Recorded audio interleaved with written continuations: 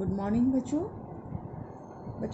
अब तक हमने स्क्वायर रूट फाइंड आउट करने के दो मेथड्स पढ़े हैं, एक सब्ट्रैक्शन मेथड और एक टाइम फैक्टराइजेशन मेथड।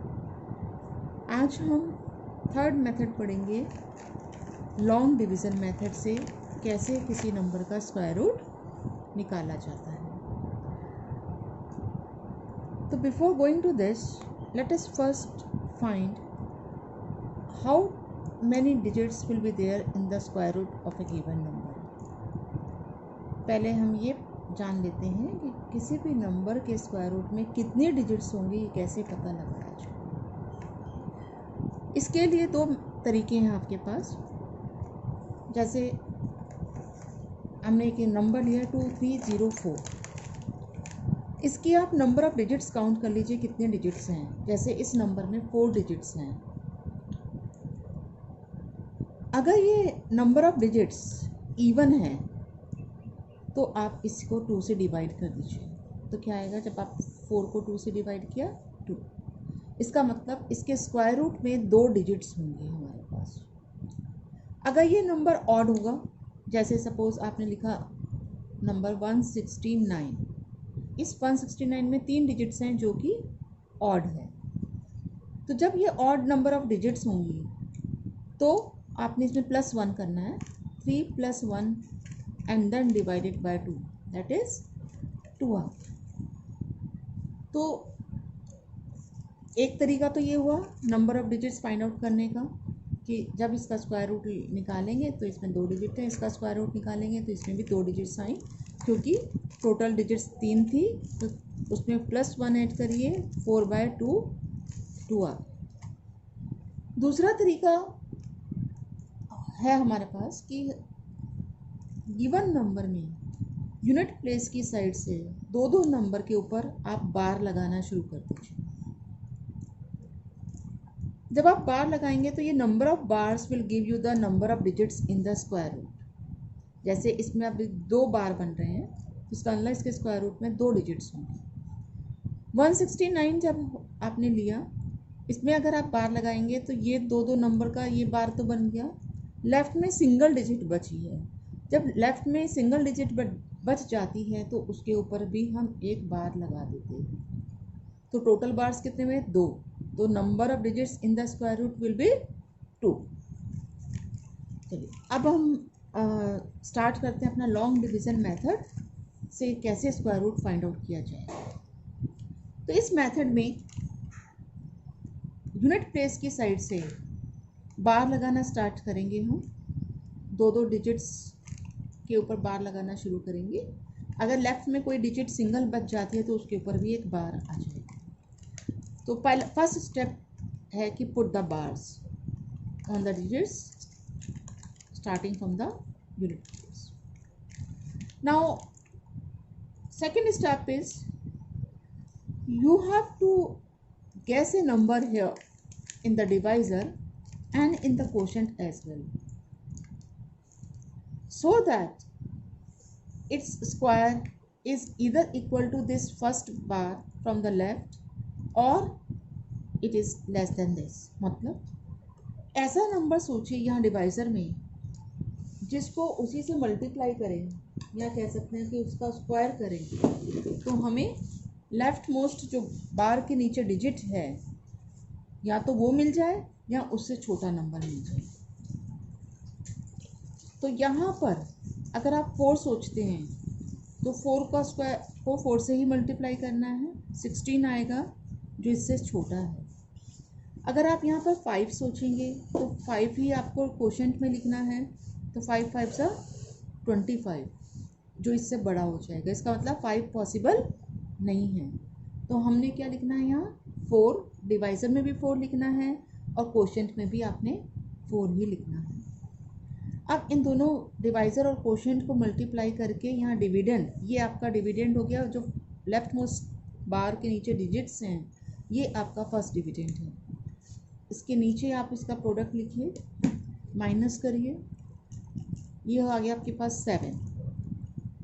अब इसके बाद जो नेक्स्ट बार के नीचे डिजिट्स हैं वो दोनों उतरेंगी। इसके नीचे आप कॉपी करेंगे 04, या सिंगल डिजिट कॉपी नहीं करनी है, 0 बार के नीचे जो भी डिजिट्स हैं वो आपने कॉपी करनी है।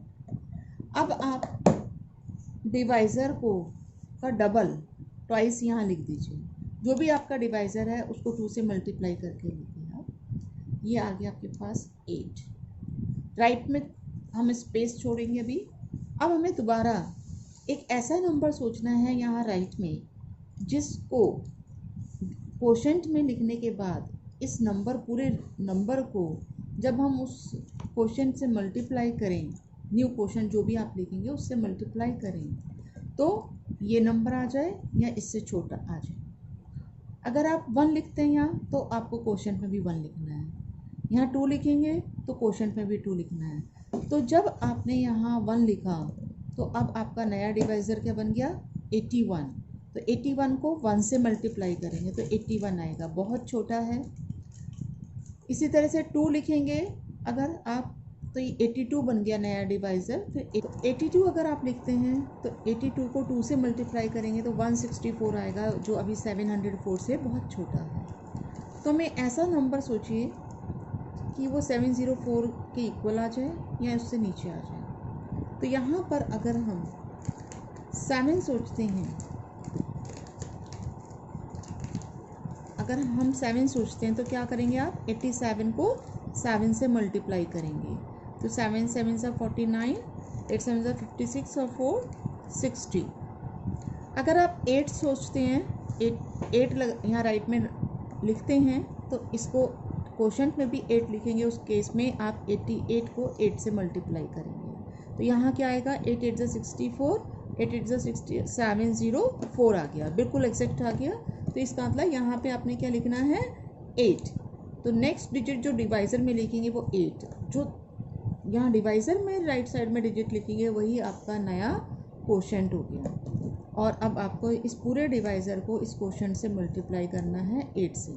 तो ये आ गया आपके पास 704। Now remainder is 0, it means this is our square root. So square root of 2304 is 48. One more question. This is fourth part, 529. Again you have to put bars starting from the unit digit. दो numbers के ऊपर बार लगाना शुरू करेंगे। यहाँ पर आप देखिए, आप लेफ्ट में एक ही नंबर बचा है तो इस एक सिंगल नंबर के ऊपर बार लग जाएगी। Then guess the number which is to be written here so that when it is multiplied by itself you will get 5 or less than it। अब 5 तो मिल नहीं सकता क्योंकि 5 परफेक्ट स्क्वायर नहीं है, तो इससे छोटा परफेक्ट स्क्वायर नंबर क्या है 4 किसका स्क्वायर होता है 2 का। तो इसका मतलब हमें यहाँ डिवाइज़र में भी 2 लिखना है, कोशेंट में भी 2 लिखना है।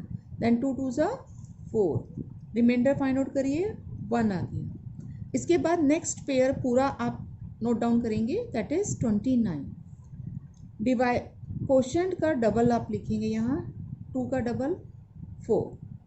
अब आपने यहाँ एक ऐसा नंबर राइट साइड में लिखना है इस डिवाइज़र के कि जब आप इस नए डिवाइज़र को उस डिजिट से मल्टीप्लाई करेंगे तो हमारे पास 129 आ जाए। अब लास्ट में यहाँ पे यूनिट प्लेस पे 9 है तो या तो यहाँ 3 आ सकता है या यहाँ 7 आ सकता है।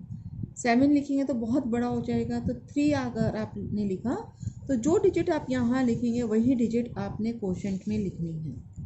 अब 43 को किससे मल्टीप्लाई करेंगे, 43 को 3 से मल्टीप्लाई, ये नया डिवाइज़र है 43, इसको 3 से ही मल्टीप्लाई करेंगे तो it becomes 129। Again remainder is 0, so square root of 529 is 23. One more. This is fifth part, 3249. Again 3249 का पेयर बनाएंगे, दो नंबर्स का। राइट साइड से ध्यान रखना है, लेफ्ट साइड से पेयरिंग नहीं होगी, पेयरिंग आपकी यूनिट प्लेस साइड से स्टार्ट होगी। ये पेयर हो गया हमारे पास। अब आपने ऐसा नंबर सोचना है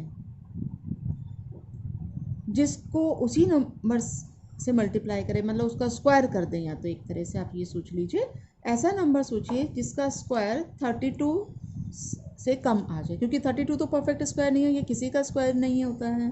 तो इससे प्रीवियस स्क्वायर नंबर कौन सा है हमारे पास? 25, और 25 किसका स्क्वायर है? 5 का। जिसका मतलब हम डिवाइजर में 5 लिखेंगे और कोशेंट में भी 5 लिखेंगे। 5 5 ज़ा 25। Now remainder is 7। अब नेक्स्ट पेयर पूरा नोट डाउन करना है, सिंगल डिजिट नोट नहीं होगी। देन डबल द डिवाइजर, 5 का डबल 10।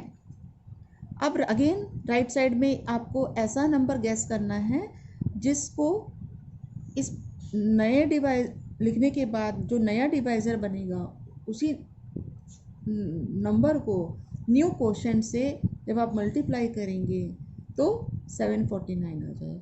अब यूनिट प्लेस पे यहाँ पे क्या है? 9।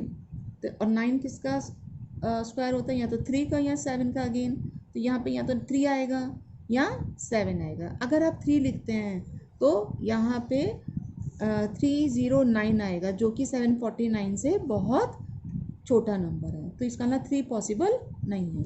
अब आप 7 लिखिए, तो आपने क्या करना है? 107 को 7 से मल्टीप्लाई करके जो नंबर आएगा वो आपने यहाँ लिखना है। अगर आपने यहाँ 7 लिखा है तो कोशेंट में भी 7 आप लिखेंगे। अब आप इस 107 को 7 से मल्टीप्लाई करिए तो you will get 749 and the remainder is 0। So square root of 3249 is equal to 57. That's all for today. Complete question number 1 and 2 of exercise 6.4. Thank you.